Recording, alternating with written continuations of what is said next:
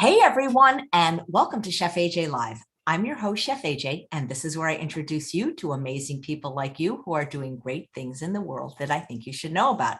We have a fabulous recipe for you today as we continue with the Ultimate Raw Vegan Bundle Week. This is for everyone, whether you're raw or not, because it hits all the notes that I'm interested in. It's not only raw and vegan, but it's fat-free, and it's got chocolate in it. There's going to be some truffles going on, some orange. It's from Kamilla's Yoga Kitchen, and please allow me to introduce you to Kamilla Jönvik, all the way from Sweden. It's so nice to meet you.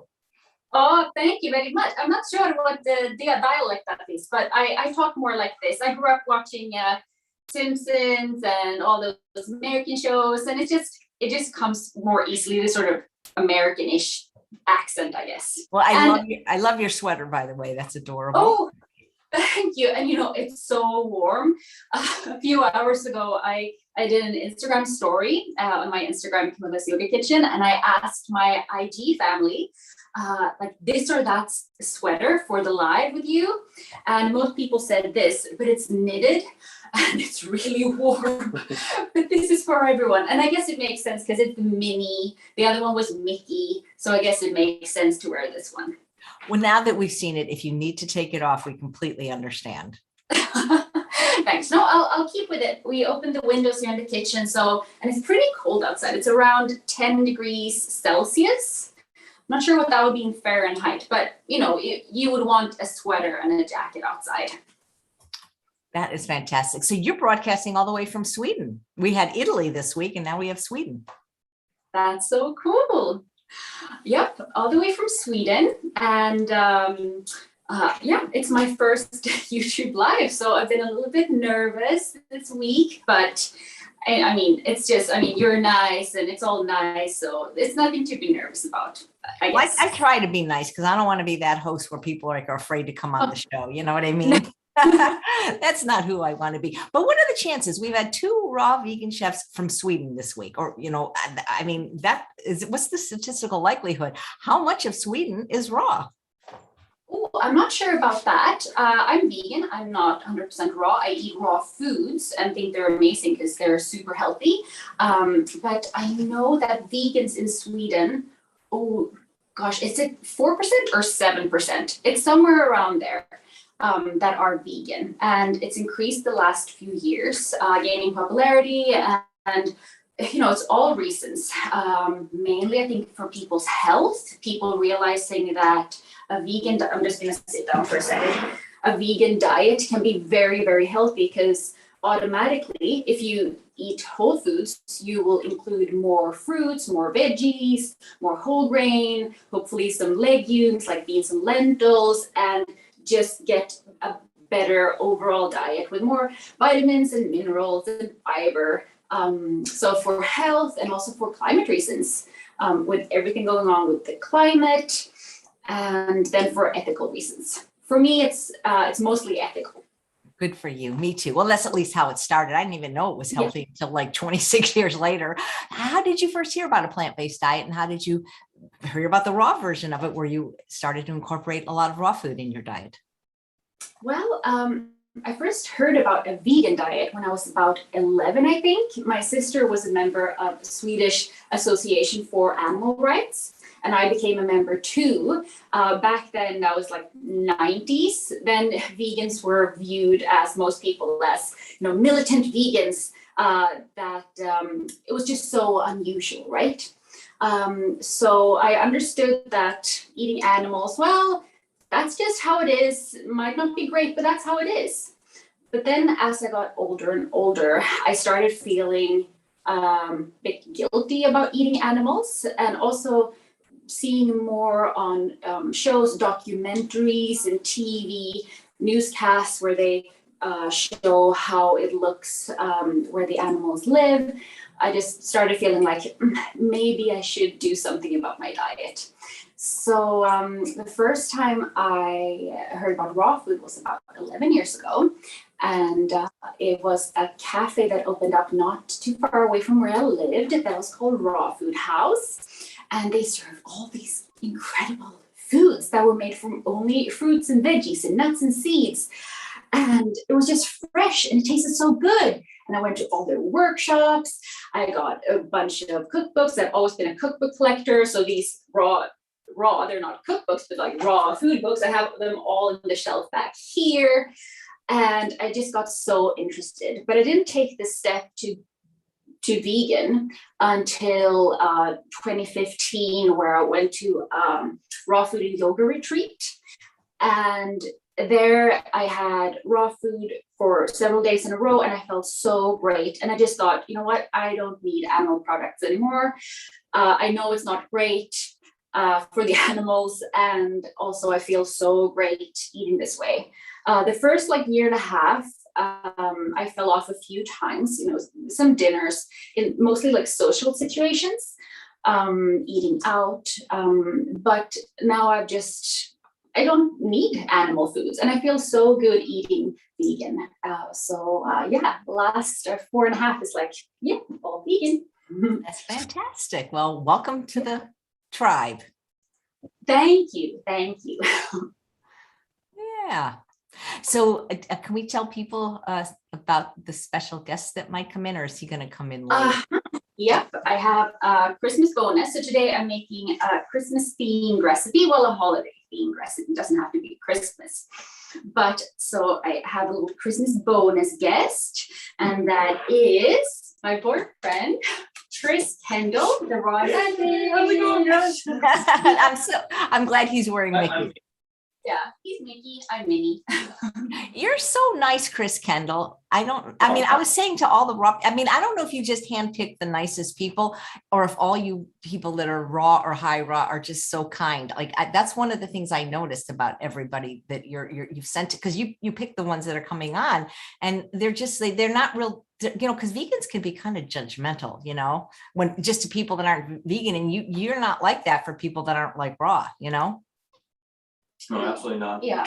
Plus both we both used to eat animals and animal products. So it's not anyone's place to judge, really. Not our place anyway. No. And in every scene you're gonna find some people who might be judgmental. And it can be sometimes common when people are brand new to it, when they're first experiencing that contrast, maybe they're judging themselves harshly, or maybe they're coming into it angry. And then they become really angry about what's going on around them. I can't believe it. So they get more angry. But I think after you kind of get into it, you realize that you're gonna attract more people with vegan honey than with anger and judgment, right? So you come to more peace with yourself and spreading that out. All right. So when you go to the fruit fest, you guys aren't saying, can you believe those people that eat steamed broccoli? Oh my God. No. I'm just kidding. Yeah. No, absolutely. Yeah. And sometimes the same foods, same meals, and sometimes Chris makes his raw curry, his big 4-pound curry, and I make something for myself. I love simple stir fries or steam fries, just a bunch of veggies, maybe some quinoa or some rice or something with it, brown rice. That's one of my go-to meals. Mm-hmm. So yeah, sometimes we eat together, sometimes not. And we actually both met out in Bali when Kamilla was taking a raw vegan chef training. Yeah, yep. That was about 4 years ago now. Yeah. And we, during this training, it was over Christmas and New Year's. So I think it was the Christmas dinner we met the first time. Yes, yeah. And I was making this recipe, and we met, and we just talked a bit. I was like, okay, that's a really nice guy. Yeah. But it wasn't until a few months later that we started texting each other via Instagram. Isn't that amazing? Yeah. How Instagram, it's probably been a platform for many people to start. Oh, absolutely. To start meeting and talking. And yeah, so we've been a couple now for almost 3.5 years. Yeah. Yeah. And now I'm a Swedish resident. I ditched Canada and was like, whoop, I'm out of here. It's time for Sweden. Wow, that's so cool. The 2 raw chefs this week have Swedish girlfriends. That's amazing. Yeah. That's neat. The trap, I tell you. No, I'm just joking. But the raw community, I mean, you guys kind of do know each other, right? I mean, because it is a smaller, it's like, there's only, I read yesterday that only 3% of the world is vegan. So that's not a lot. And that means 97% of people are eating animals still. But I would imagine that it's a smaller subset, correct, of the vegan world? Yeah, definitely. And a bit for you, having been in the raw scene much longer, Chris knows so many people. But during the years that I've had my Instagram, Kamilla's Yoga Kitchen, you just start texting with people, right? And sometimes you meet them. The last year and a half hasn't been very much meeting up, but at least talking to people and texting. And it's really nice to have like-minded people and share ideas and recipes, of course. But I also love to have and share my recipes with people who aren't necessarily vegan. I make food that can be for anyone, and that people can recognize and have some flavors that people recognize. And also I like to use ingredients that aren't very difficult. So today I'll be using oranges, dates, and cacao. So only 3 ingredients that I bet most people, or if not all people, know about. So a little cat kitty. Hello, kitty. So there's a fur baby. Yeah, It's not a broadcast with Chris if there's not some kitties that walk by. We know that. She loves to be in the scene. Yeah, and see what's going on. We're so cute. How what's the weather like where you are right now? Today has been a really nice day. It's been quite sunny. It's been a really nice autumn here in southern Sweden. It's been quite a long autumn. Started like in late August, early September, and it's been one of those autumns where the leaves fall not so fast. Some autumns it just goes so fast. It feels like all the leaves just fall from the trees in a couple of weeks. Here it's been going gradually. The colors have been shifting. It smells really nice. That autumn smell, or fall in American. That smell of the leaves, and there's chestnut trees, and there's chestnuts on the ground. And yeah, it's just beautiful. It's been a bit rainy, but yeah, so today it's been, I think, like 11 degrees Celsius. So yeah. Just sweater weather. Yeah, jacket or sweater. Yeah. For sure. Yeah, I'm Fahrenheit, so I have no idea what that means, but I'm guessing it's I'm guessing it's a little bit higher in F. Yes, would be. Yeah. So when we dehydrate foods in our dehydrator, in Celsius, the raw temperature, or like the limit, is like between 42 to 45 degrees Celsius. And in Fahrenheit, I think that's 118 or 120. Do you recognize that? I'm really bad with it too, but I'm going to check right now. He's checking right now. But yeah, it's a big difference. With the Celsius. Yeah, I use my dehydrator quite a bit because I make a lot of different raw granolas. My favorite being carrot cake granola, and I just love it because it warms up the house and it makes the whole house smell great.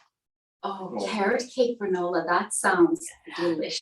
I guess to make it raw though, you'd have to substitute the oats, because I don't think raw oats cannot be raw, right, Chris? Unless it's like you can take oat groats and just soak them and start to like sprout them, but they're typically really hard, and you'd almost have to have like a super heavy roller to squish them. I've seen it done, but it's not super common. Okay. 10 degrees Celsius is 50 degrees Fahrenheit. Oh, well, that's not horrible. That's livable. Yeah, that's nice. It's cozy to wear something fluffy sometimes, and then you get to cut a piece. Yeah, and light candles. I'm actually going to do this. So a Swedish Christmas tradition is we celebrate the main Christmas day here is Christmas Eve, so the 24th of December. I know we're super early, and some people probably think that, oh my God, they're doing Christmas things already. But it's just for today, because this live will be up for longer, right? So on Christmas Eve at 3 o'clock in the afternoon on TV, we have a 1-hour Disney like the Donald Duck, Mickey Mouse and his friends wish Merry Christmas. It's been here since the 70s. Oh, I should know this. It's been around for a long time. And before that, there's a Christmas host. And the Christmas host always, like, and this is the little bit nervous thing for the Christmas host, to light the like Christmas candle. So here goes. I'm gonna try it. Okay, that's strike 2. Let's see, strike 3. I made it. Yay. So I'm gonna light some little candles here. Get extra in the Christmas spirit. Have you started lighting candles at home, AJ? Not too much. I just worry because I have a little dog, and I just worry, when I'm not in the room. But yeah, do your cats ever knock them over, or do they know to stay away from the fire? Well, we only have candles when we're in the room. And Leo, our other cat, he's sitting right down here. He has sniffed a candle once, and he came pretty, here he is, Leo. He came pretty close to the candle, pretty close to the flame, and he just sniffed it and sort of squinted his eyes, and then decided it's not for me.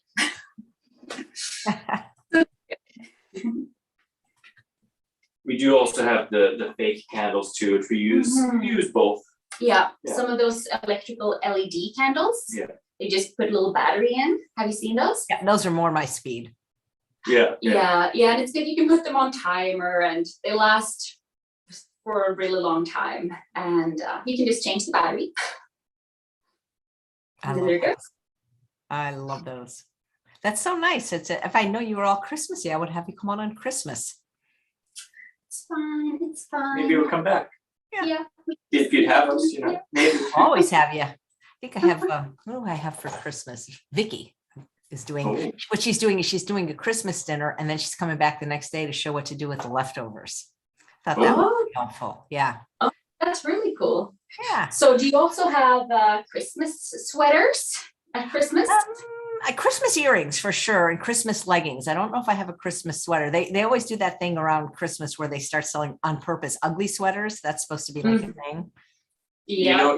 I made a Raw Advantage ugly Christmas sweater on purpose that I sell. That's got like bananas all over it and stuff like that. Christmas bananas. It's pretty cool. Shameless plug. Nice. Well, we can link to that product in the show notes and to your website. So your Christmas earrings, I'm interested to hear, what are they? They look like Santa Claus. They were actually made by a chef named Ramses Bravo, and they're beads, but if you look at them closely, far away, they just look like black and red earrings, but white, black, red, and white. But when you look at them, it's Santa Claus. Oh, cool. That's really cool. Like small little beads. Very clever. I don't have a lot of days out of the year I can wear them, so. Because you're over on Pacific time side. So what's the weather like where you are? Well, since I live near, let me tell you exactly what it is. Where exactly are you right now? I'm near Palm Springs, so it's 86. 86, so that would be warmer. It's really here. nice. Yeah, nice and sunny. Yeah. That's lovely. Yeah, so welcome home to our kitchen. So we 30. 30 degrees Celsius. Wow. That's canning weather. That's summer weather. Yeah, it's always summer in here. It gets up to 120. The highest it's been since I've lived here is 122 degrees Fahrenheit. Wow. Yikes. Yeah, that would be like 45 or something in Celsius. That's a lot. It's insane when that happens. That's usually in August. So luckily 9 months it's beautiful, 3 months it's hot, and one of those 3 is brutal. I think during the Iron Chef Challenge we had, it was one of those weeks where it was like sweltering hot for you. Because I remember you were mentioning just it was melting when you were doing that in August. Good memory. I love that you know that I love that whether you're cooked or raw, that everybody seems to know the low fat message, and that's really wonderful. Yeah. Mm-hmm. Yep. And usually, like, I wanted to make a healthier recipe for the holiday book in the Ultimate Raw Vegan Bundle. I actually have made 2 recipes for that holiday book. And during the holiday season, it's just so easy to eat a lot of high fat foods, which, I mean, it's not very healthy. And also you can feel so heavy, and it's a lot of calories too. So I wanted to include some recipes that are with no added high fat source. it's easy to make chocolates and truffles if you have oil or lots of cashews or cacao butter or something. But to make something that doesn't have that can be a little bit trickier. So that's why I wanted to show one of those recipes. And I mean, this is a recipe that you can eat all year round, really. It's just, I thought it was fun to theme. I love it. I love it. This is what I eat, and I love to introduce more of these type of recipes to my audience. So, and the ingredients are, you know, like yesterday we had some ingredients that not everybody's going to want to get, like Irish moss, but this is the ingredients in your recipes everybody either has or will be very easy to find. Yep. And so we'll be using oranges, cacao, and dates. And I think most people have either tried dates or at least know what dates are nowadays. Nature's candy. Nature's oh my gosh, candy. it's so good. Well, I live in India, and it's the biggest date producer in the United States. And I mean, they literally fall off the trees here. I mean, I'm not going to eat them once they hit the ground, but they're everywhere. Wow. Yeah. Date farms abound where I live. You can take a tour of them, and they have little movies about how dates reproduce. So if you like dates, we have a date festival every year here in February. Really? Wow. So you have local dates? Absolutely. Wow. If I recall, a variety out there called blonde dates. Have you had those ones? I haven't, but I'll look for them. I mean, next time that we didn't have the date festival, obviously, since the pandemic, but I will look for them. Yeah, they're really tasty, and they're only grown in a date grower in that area that I've seen before. Do you have a favorite date? Like I can never pronounce it. Is it Bari, Bahri, the Bari date that tastes like caramels? Yeah. Is that your favorite? My favorite is Kamilla. Oh, the favorite date. I'm not a blonde date. I'm guessing a brown date. You're not a blonde. I'm sort of. You're my favorite date, honey. Oh. But I would say I have favorite dates for different occasions. You know, probably like my favorite fresh date is the Bari. Sometimes people say Bahari, but I believe it's Bari. And those are the ones that they can still be on the vine or whatever you're going to call it, and they look almost like little crisp plums, and then they start to ripen, they wrinkle and get wet and juicy, and those are really sweet and caramely. And I also love the Diglet Norse, right? Those are the ones that are actually also on the little stick or the vine, and they're a little bit more firm, so they're kind of more of a snacking day. They're not quite as juicy or quite as wet, but those are darn good. And I mean, medjool are king for recipes, and these guys here, which they just call them just call them dates. So if you go to in Sweden, if you go to like fruit markets or like so-called ethnic stores, or if there's a Chinese store or Middle Eastern or somewhere where they have a bigger, better selection of dates, you can get different kinds. But in Swedish stores, let's see if I can show you. There's usually just a packet, and it just says fresh dates. And it's usually, I'm not sure, is this like a Bari, the sort of I don't know the exact darker, variety. slightly smaller. Can you see that? They're really soft though. They're just like, they're very soft. It has a very caramelly flavor and really sort of gooey. They're perfect for blending because they blend, and also in the food processor, they just mix into your dough or your smoothie or your dessert really easy. Yeah, no need to soak them at all. Like some drier dates you want to soak before putting in some recipes, but not these.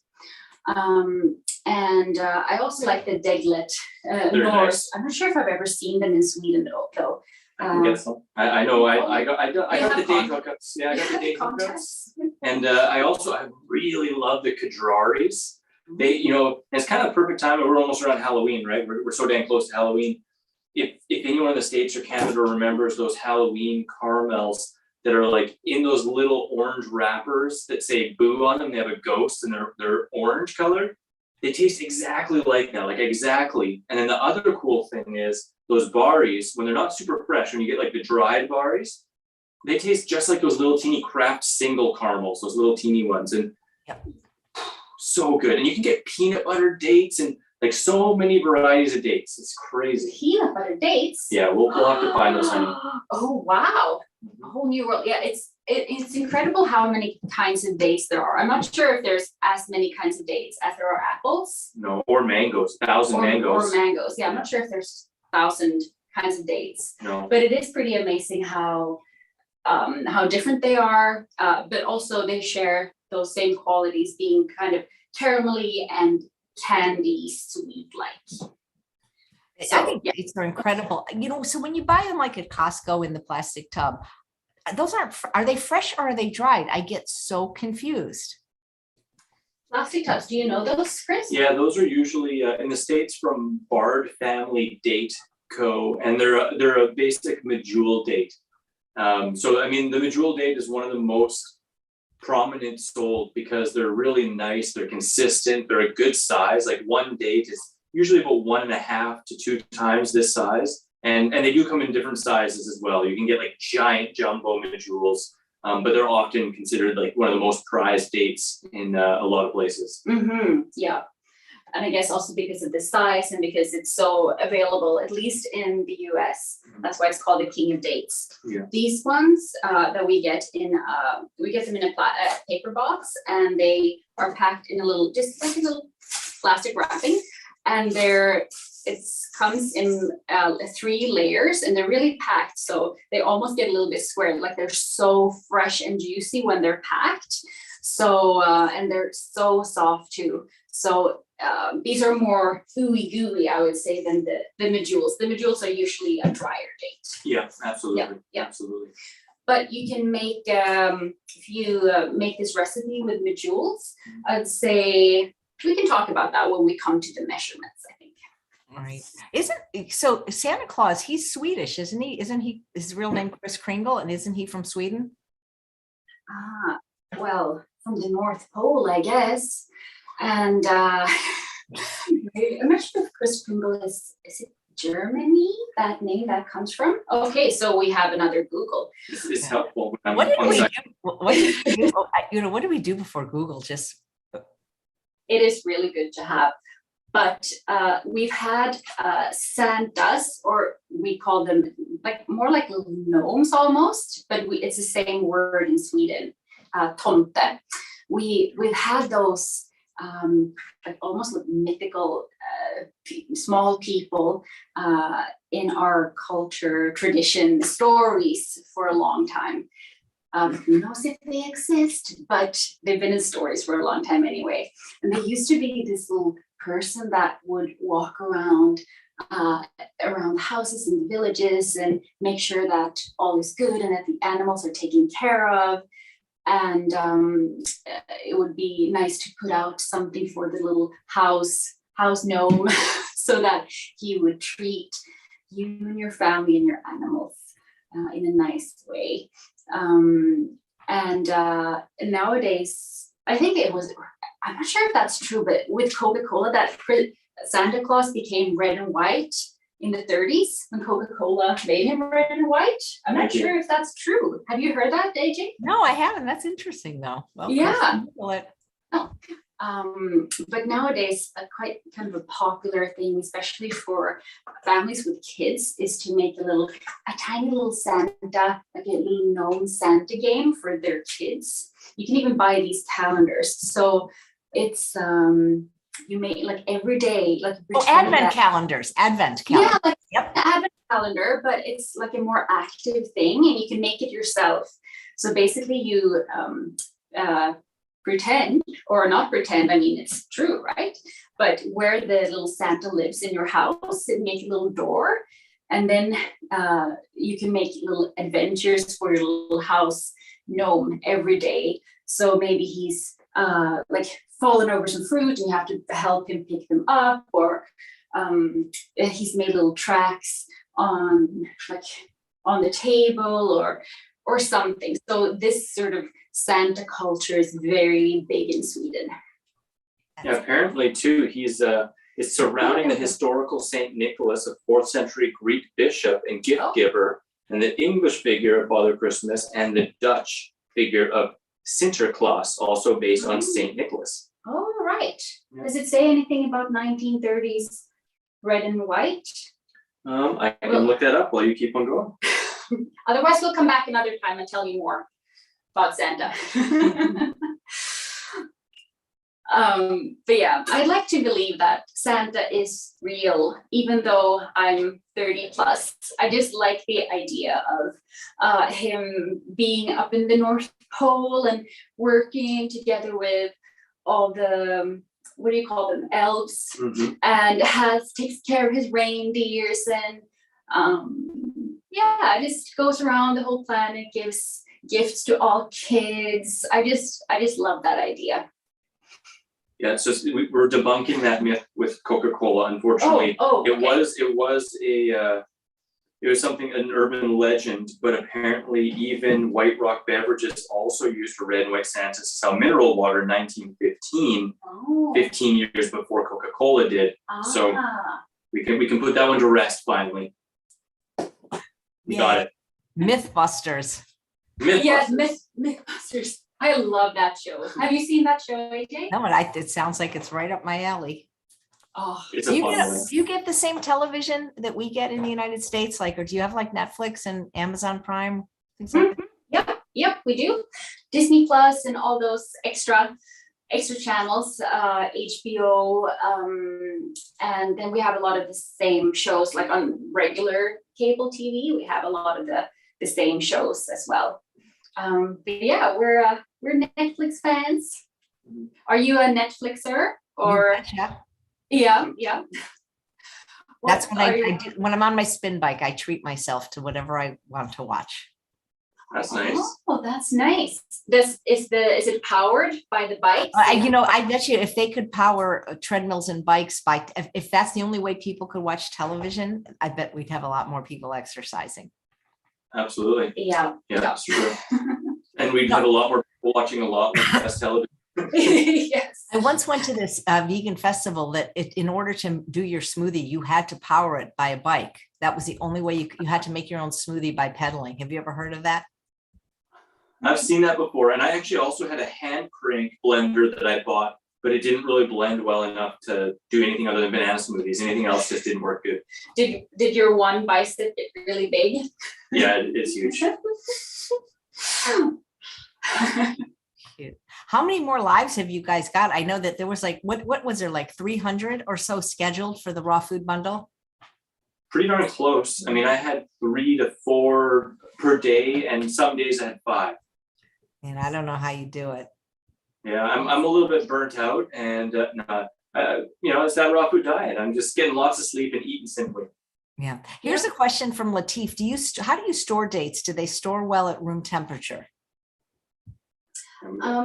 Yeah, if you want to answer that. Yeah, for sure. It depends on the variety. Like the more dry the variety, the better it's going to store at room temperature, and the more fresh and wet it is, the quicker it's going to mold or go bad or ferment.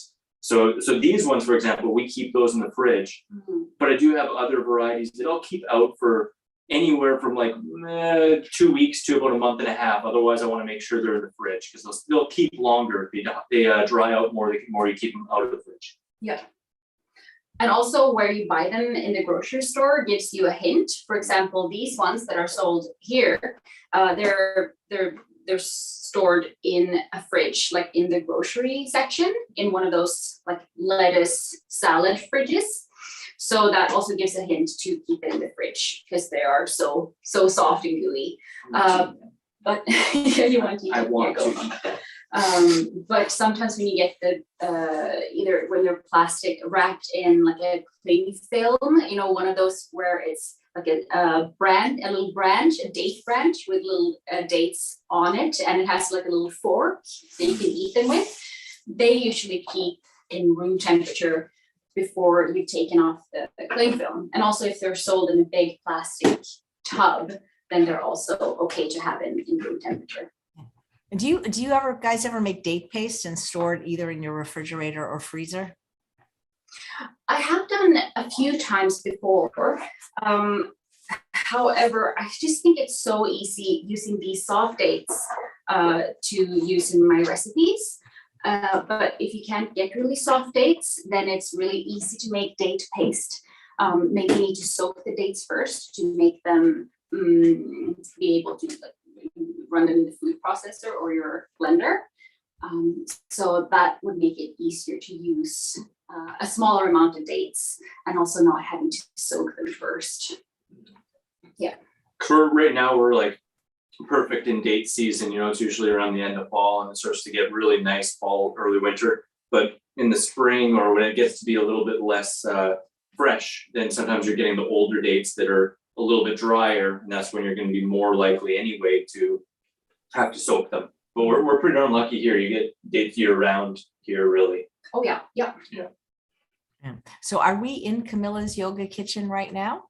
We are. Yeah, this is the kitchen. Yeah. Our kitchen, and well, what you see is half of it.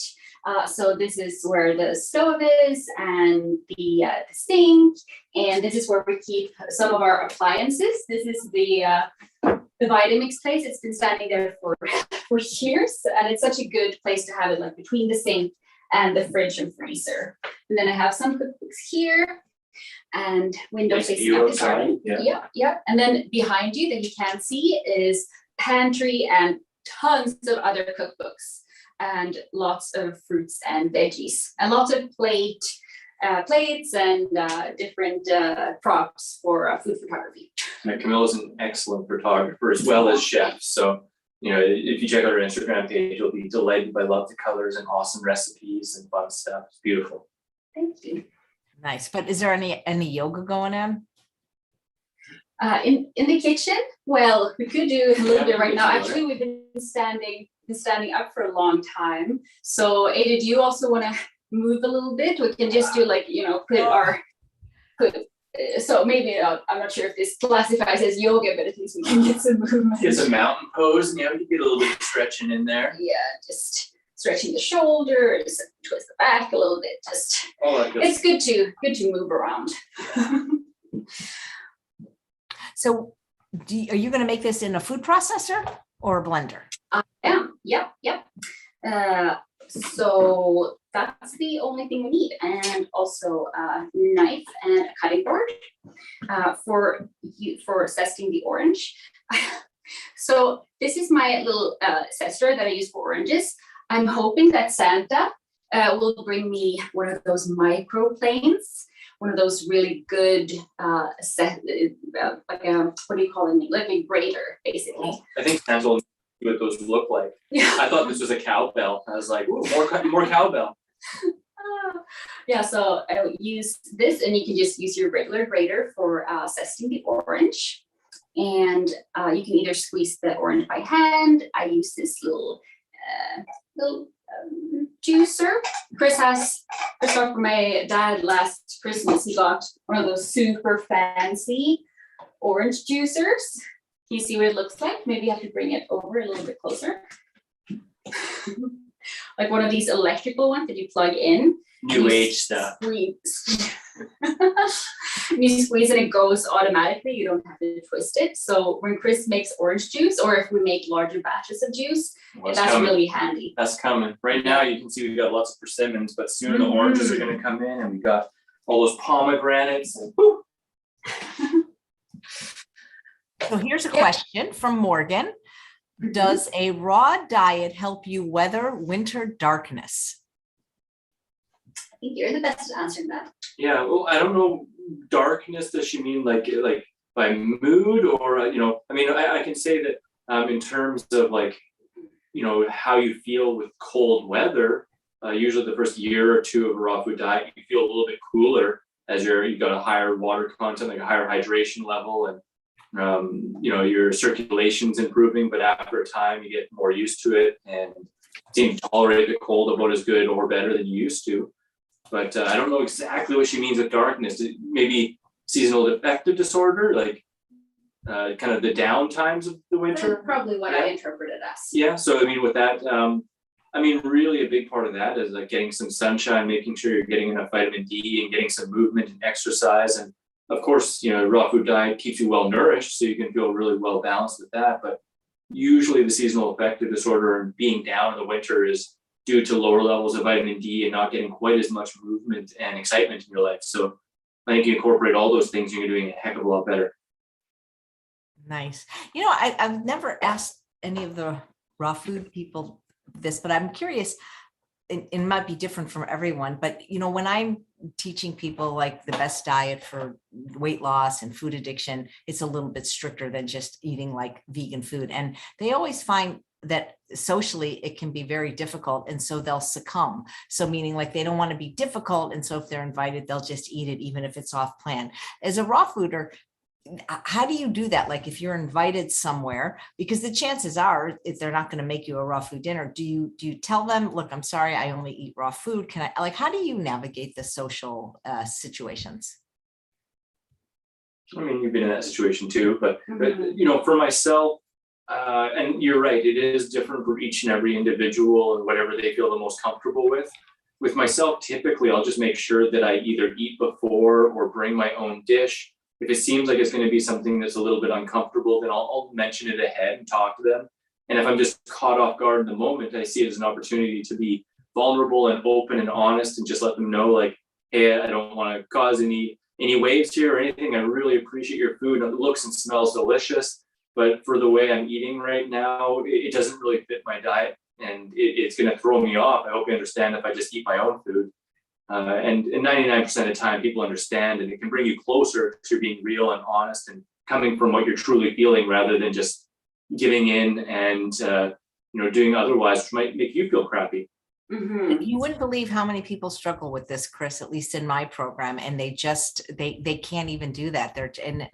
I never understood why people get so confronted if you don't want to eat their food and take it so personally, and that but I made it just for you, and it's vegan. Yeah. But I felt the same when I first started eating vegan, but with vegan food contra non-vegan food.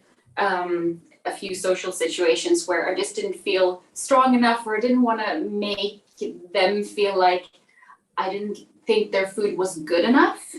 I think that is something that many people can identify with, that you don't want to make them feel bad or make them feel like you are judging them in any way, or you think you make them feel bad in some way, or sad for not wanting to eat their food. Like you say, AJ, like they have prepared especially for you. So I think also being a little kind to yourself, and just, it's a process. The more you get into a way of eating, vegan or even raw vegan, the more you know that what you feel good about eating, both physically and emotionally, then it gets easier to express your needs. That's what I found anyway. Absolutely. I think often it really comes down to knowing which choice would make you feel better, right? Because if you think about it and you go, okay, well, if I just am relaxed and I decide to accept stuff that people are giving me, how will that make me feel? And otherwise, like in the bigger picture, do I want to do that? And how would I feel if I was able to open up with vulnerability and share and and choose another choice, right? And just seeing each of those things as an opportunity to grow and to learn more about yourself and what you really want, rather than this big ordeal that's the be all end all that's going to cause a rift. It's just one moment in time. Yeah, I would think feeding a raw vegan would be easy. I just throw you a carrot, It's true. And a lot of raw foodists, they really do just eat before or bring something that they can share and just be like, hey, check this out, and again, I just really think the more open and honest and vulnerable you are, saying like, this is a little weird for me, I feel bad, but I really love you and I want to feel that connection with you. I'm afraid that we're not going to have the same connection if I don't eat your food, but I'm afraid I'll feel crappy if I eat your food, and it's just what I'm used to, right? Like, yeah. I have a few friends that have told me like, oh, I'm nervous about inviting you and Chris over for dinner because it just feels so difficult. Like, what does Chris eat? And I just said, well, he's happy just with some vegetables, like tomatoes, lettuce. It doesn't have to be super complicated unless they want to make something super complicated. Or we can share a recipe, like a simple recipe with the host that they can blend up a sauce and they can try it too and see what it's like. You can help your host. Like if you know your host, it can be easier to like, hey, do you want to try this recipe for the dinner? Yeah. So yeah, to me, it's always when we're going out, it's about connection. And so I just strive to really focus in on that connection and let them know that that's really what's important to me. And the food is just secondary and that I'm totally fine. Don't worry about me at all. I'm just stoked to be here with you, you know, and oftentimes that really connects a lot more. Hey, before you start the recipe, which I'm sure you're going to do in a moment, what did you contribute to the Ultimate Raw Vegan Bundle? And I want to read a comment. Mandy says she's going to make these truffles. She was tempted to go and buy a vegan Twix, but she's going to make these truffles instead. A vegan Twix? Hey, we don't have that in Sweden. Yeah, actually, it's in Australia. You can get one, I believe, right, Mandy? Oh, Australia. Oh, my sister lives in Australia. I'll tell her about that. So I contributed 2 recipes to the holiday book. The holiday book is the joint contribution book where most of the creators have given one or a couple of recipes for the holiday season. So I made these chocolate orange truffles recipe, and I also made a gingerbread nice cream, and that one is also without any added fat or any added high fat like oil or nuts or anything. So that's what I did. I also work, when you said granola, I was like, oh, I work with granola. I work as a brand manager for a Swedish health food brand. So this time, unfortunately, I didn't have the ability to make a whole book, but I'm hoping to in the future. Yeah, she had a whole book in the first bundle. Yes. And for myself in this one, I made a strawberry. What was it? A strawberry candy cane smoothie, as well as a cauliflower gratin in that holiday book. And the cool thing with that holiday book is it's a complete collector's edition. I know you put a recipe in there as well, Chef AJ. Oh, I put 2 in the holiday book. Yep, yours was so beautiful the way you photographed it. Oh, yes. Thank you. That's one of my favorite photos I've ever taken, I'll be honest. And yeah, the cool thing with that holiday collaboration book is it's completely a collector's edition. It will not be sold at all outside of this bundle. So if it's a $50 value by itself, and the whole bundle is $55, and it is $50. So it's a pretty ridiculous deal, and it's the only way to get that with over 60 recipes in it. Mm-hmm. You have your fall? Yeah, I also have my fall 21-day meal plan. So it's a simplistic kind of view of a raw food diet to help get people started and get them thriving with it. And it's got the shopping lists and all the ingredients and the recipes for a moderately active female or moderately active, slightly larger male. So you can fine tune it specifically to your caloric needs. You know what else is in the holiday book that you can't get anywhere else is the recipe for a raw, vegan, and salt-free kimchi. Yes. Oh. Yeah. That is awesome by Jung Soo. It's a beautiful recipe. Yep, I was so impressed because I want to eat more fermented foods, but I don't want to use the salt. And it's the first time I've seen a salt-free kimchi. I'm going to have her on the show, but there's no room this week, so it might not be till April. So if you want that recipe, get the vegan bundle, raw ultimate. Yeah. And all the books in the bundle, I've seen them behind the scenes because Chris is one of the creators of the bundle. And it's so cool how all these, is it 55 books? Yeah, 55 together. But all of them are brand new and haven't been released elsewhere. So it's really unique and brand new content. Yeah. Mm-hmm. Less than $1 a book. That's 98% off. It's actually ends up working to like 91 cents a book, and any 3 of these books would be over $50. So it's pretty crazy. $3,200 worth of stuff for $50 until Monday only. Till Monday only. That's now. Now, operators are standing by. They are. I have another hat. I'll be over there. I'm ready. Well, anyway, we'd love to see the recipe if you have time. Yes, of course. So we have the candles lit. I love to have an apron on when I make food. She's so cute, isn't she? Yeah, she's very pretty. All the Swedish girls we've had on this week have been beautiful. All 2 of them. All 2 of them. Thank you.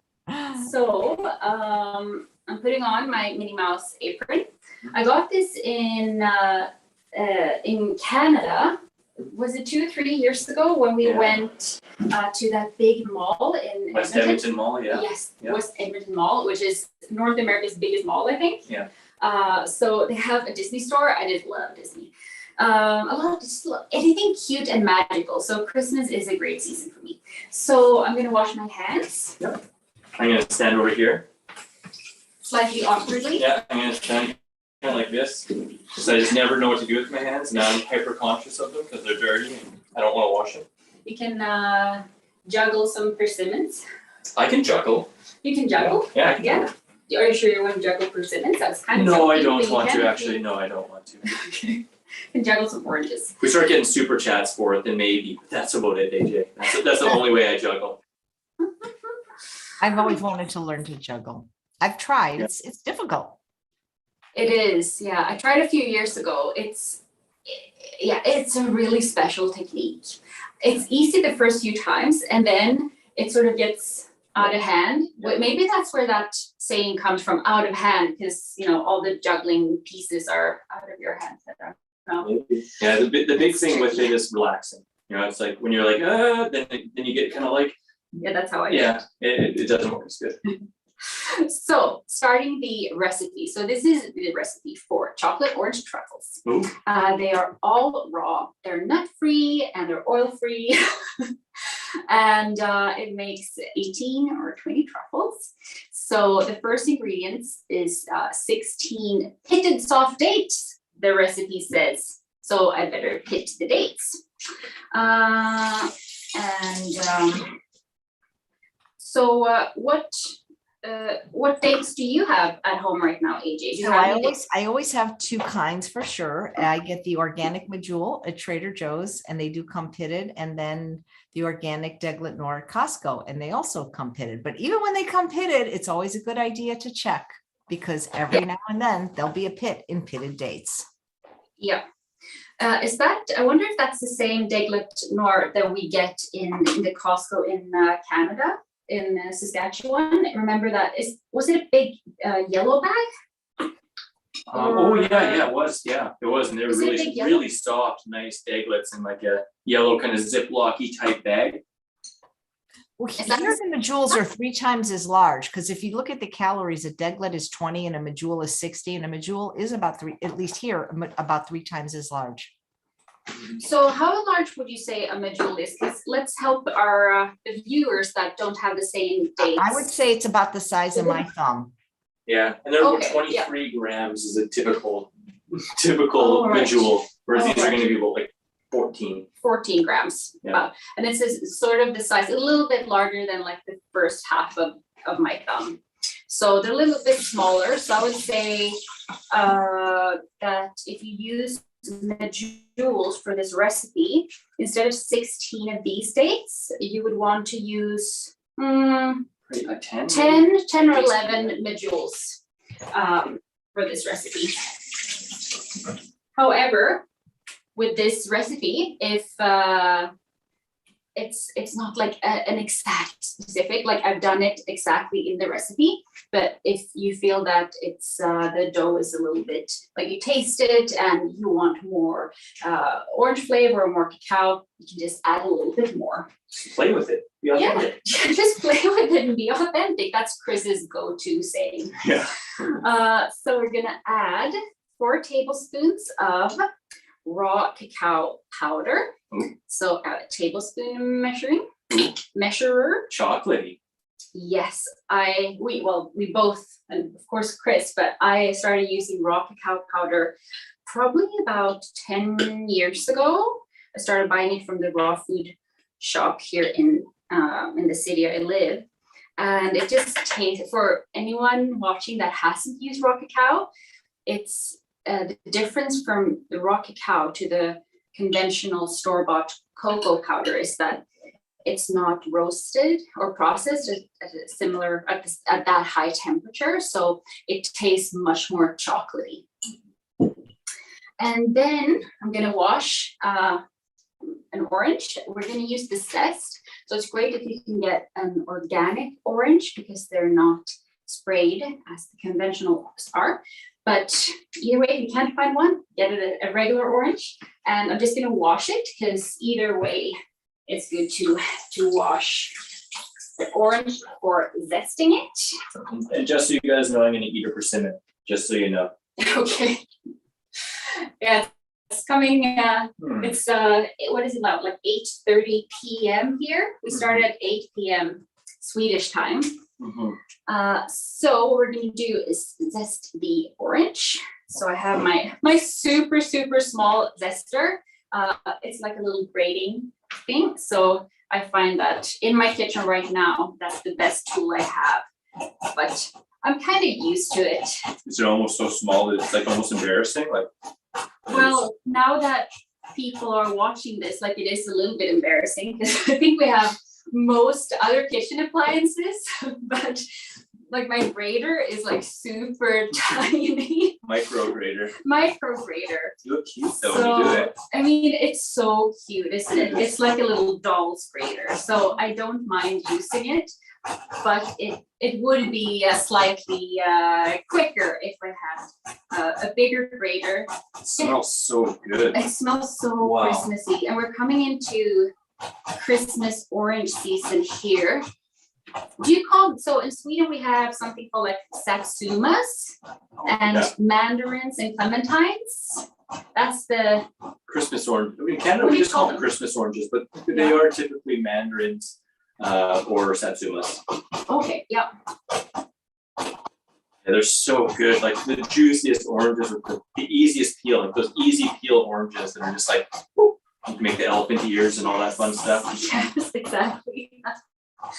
And it just smells so nice, and it's very Christmassy to fill up a basket with oranges. Here we have a basket with oranges and pomegranates, and we also have this basket with persimmons. You know, AJ, one of my jobs here is to just make sure this basket is full of persimmons. That's basically what I think. I do that, and I wash dishes, and that's my job, and I feel good about it. I was like, Chris, can you please come on the show just to be like my Santa's little helper for the show? She originally wanted me to dress up with like a little gnome hat and kind of like crawl around on my knees, but I wasn't willing to do that. Oh, that's so funny. All right, now with that we've zested the orange, we're going to cut it in half and juice it because we need about 1 tablespoon of fresh orange juice in the recipe. So if I would have cut it first, it would have made it a lot harder to zest. I'm not sure if you've ever tried to zest half an orange. It's a little bit awkward. So I'm just cutting the orange in half, taking my old-fashioned little juicer. Oops. Slippery. Yeah. Don't mind me, I'm just eating another persimmon. Yes. You guys like persimmons? These guys, like, look how juicy they are. They're just like, oh my gosh, the best thing ever. Oh man. Dehydrated persimmons are like, it's like crack. It's like candy. Oh, wow, I've never tried dehydrated ones. How do you make them? Do you Slice them thin on a mandolin? Yeah. I wish you do that with some of them. So, I mean, it sounds like healthy crack though, right? Not like the bad. Like I know Dr. Goldhammer has a persimmon tree, and like sometimes there's just too many, and you don't want them to go bad, so they dehydrate them. You want to hear something, you guys, that's pretty darn tasty? Sometimes I've taken persimmons and cut them into slices like that and slightly dehydrate them, and then take dried figs and dates and mix them together and sandwich them between two persimmon slices. So it's like 1 tablespoon of orange juice. It's really good. It's like That sounds persimmon date figgy treat. Oh, nice. It has been really good for breakfast yesterday. I made a smoothie, half bananas and half persimmons, and it's very easy combo, very simple combo, but it just made it lighter and fresher than just a banana smoothie. Yeah, I can really recommend it. Easy. Velvety. Yes, yeah. Here's a question from Gina. Being raw, does that mean they buy boxes and boxes of produce to have enough to eat? Yep. If Yep. you're a low-fat raw vegan, definitely. So we had to rearrange the kitchen a bit to make it work for all the produce. Yeah. We have like a stand, a big stand with that has several different shelves, and we also have a kitchen counter where we keep a lot of the fruits and veggies. Yeah, I typically buy like anywhere from 3 to 5 cases of fruit every 7 to 12 days, depending on what kind of fruit and how much is in there. And cases being cases. Yeah, cases anywhere from 12 pounds, 10, 12 pounds a case up to 40 pounds a case if they're bananas. So, Yeah. Yeah. And we're blessed to have a kind of a big kitchen so we can shop for like a brisket shop for a week or two. Yeah. But if you have a smaller kitchen, hopefully you can go shopping a little bit more often. Yeah. Or keep fruit somewhere else in your home. Yeah. When I was in Canada, I'd often have my bananas in the basement hanging from coat hangers from the ceiling, just to save room, and also they ripen really nicely when they're hanging. But here we have like a crate. It's really perfect too. Mm-hmm. And if you're like me and eat both cooked and raw, usually foods that I enjoy, I eat oats several times per week. And of course, oats don't take so much room. I love different steamed vegetables. I also eat a bit of nuts and seeds and lentils and beans. And because they're denser foods and higher calorie per gram, fresh fruits and veggies, they take up so much room because it's so high water content. But like sorry. My food doesn't take so much space. I'm so sorry. I'll take my fruit and go. No, stay. It's I'm fine. just It's fine. All right, we're gonna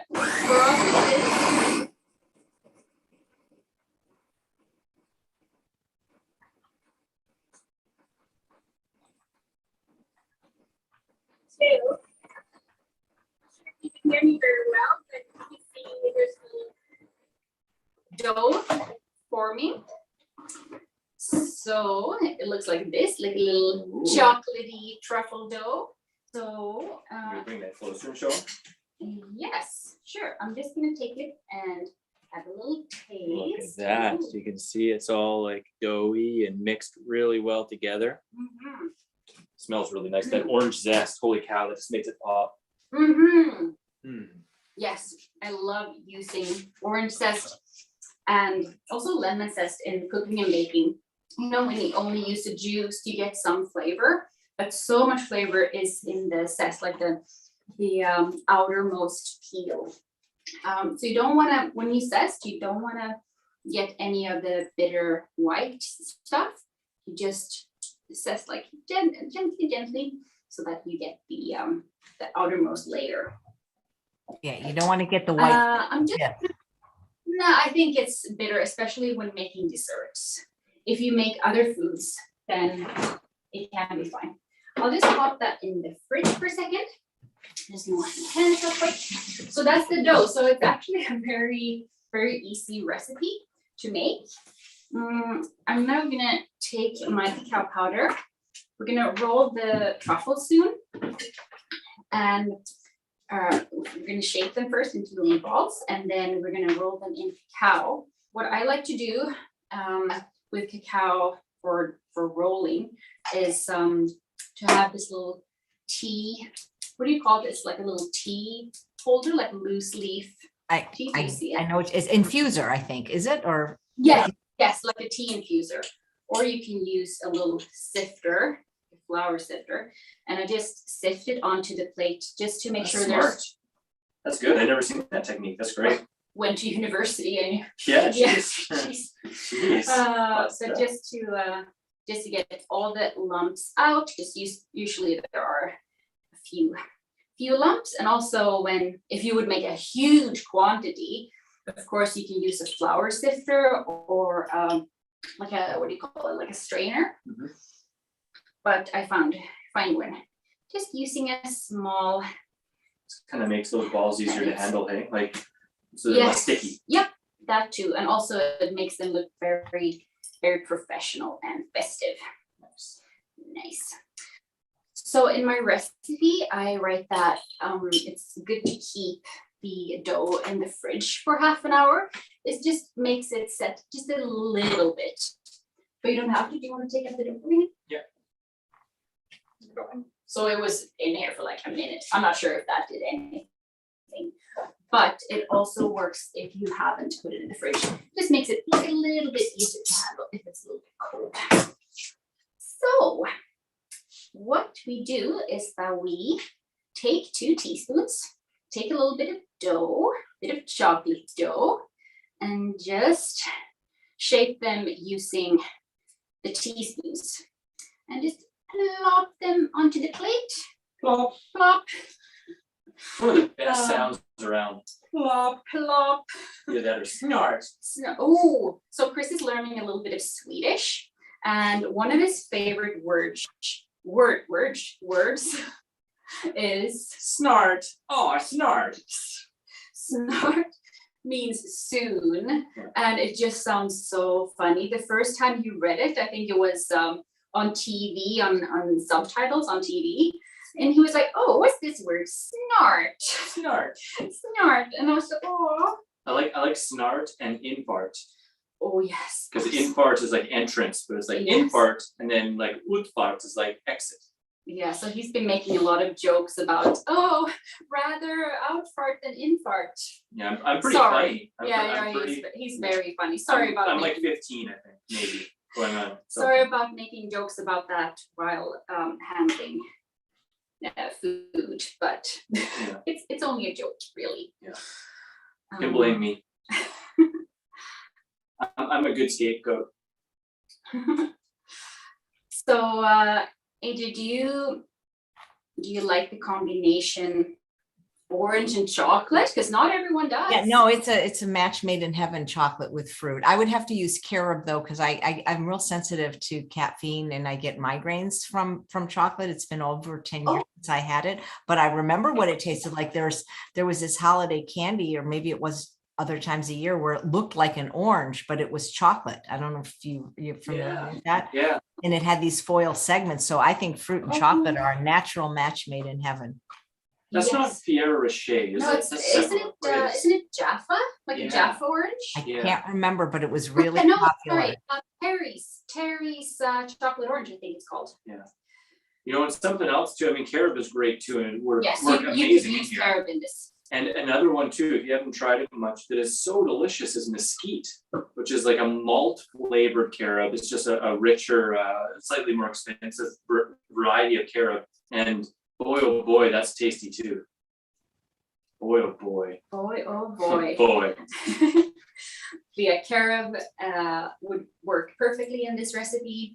Mesquite, I'd probably try like half mesquite because it's really sweet. Yeah, it is sweet. So maybe try half mesquite, half carob, or either half mesquite, half cacao. Mhm. So I'm just getting all the dough off this knife. Do you want to put that in the dish? Thank you. Yeah. He's such a good Santa's little helper. That's me. Yeah. See? Whoop. And I like to make these like teaspoon size because it makes them easier to handle and it's like a perfect little mouthful. And if we try it with carob, then when you've blended it in your food processor or like whizzed it in your food processor, you just give it a taste. And see if you want to add more carob, or if you like the flavor as is. But I think it should work with the same quantity. Last little dough, and I'm a huge chocolate fan. I like chocolate, preferably every day. It's such a mood enhancer, mood lifter for me. I just get so happy. She does. Yeah. And I like to have something chocolatey after dinner. Like it just it can just be like a 1 or 2 pieces of chocolate, or a few more. But I find that if I've had a big fruity day before, like a big fruit smoothie, for example, for breakfast, and maybe a second smoothie, or like a simple lunch would be like oats, oat porridge that I mash a banana into, 1 or 2 bananas and some peanut butter. That's another quick lunch for me. So if I had a lot of fruit in the morning, then I don't have the same sort of sweet, I wouldn't call them cravings, but it's like, oh, it would be good with something, like something after dinner. Chocolate. And that's chocolate. Yeah, exactly. So might stay to get in the way of your happiness. All right. So I'm gonna do down. So now we have these are teaspoon shaped little balls, and we're gonna take a plate.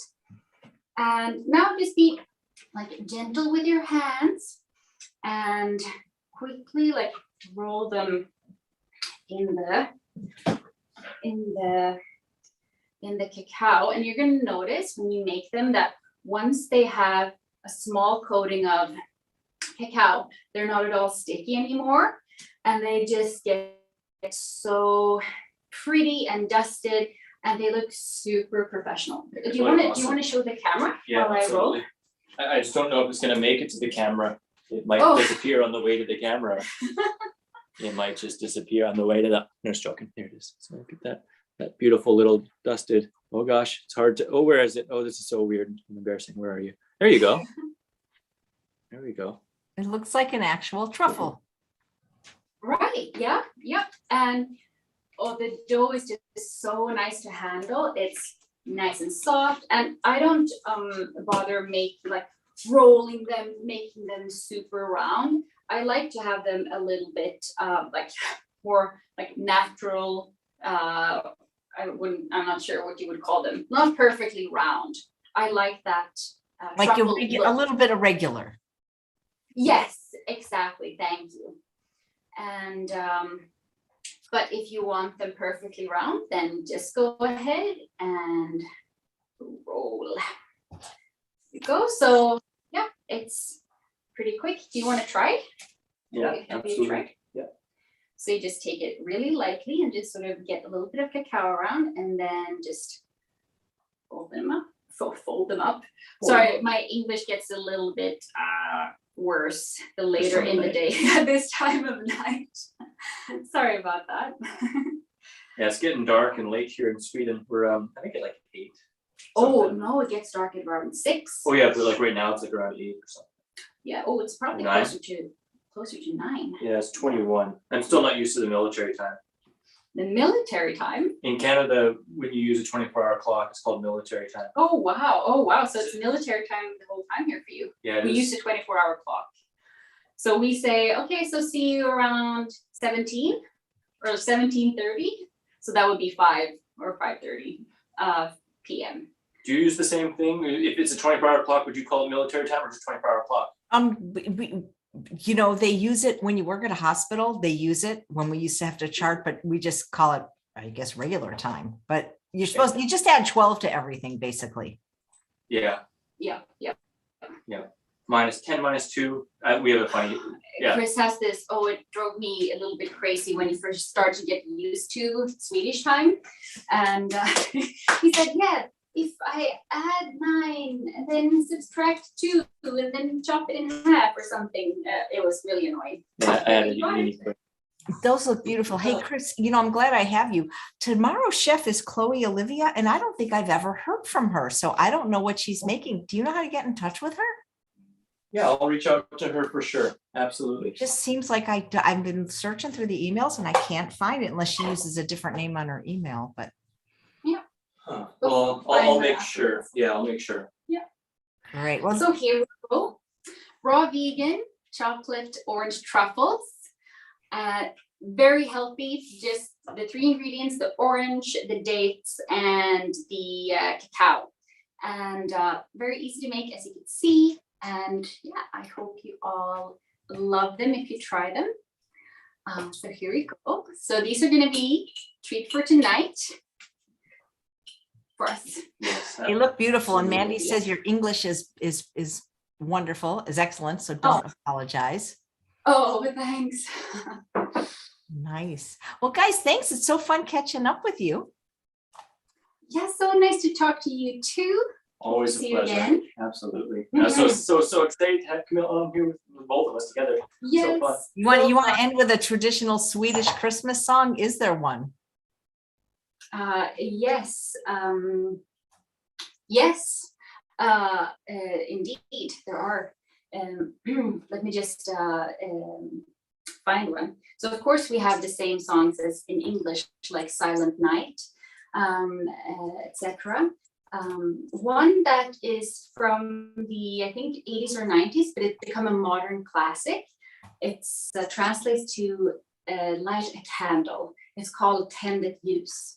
And the chorus goes something like Tänd ett ljus och låt det brinna. So I'll just translate. Light a candle and let it burn.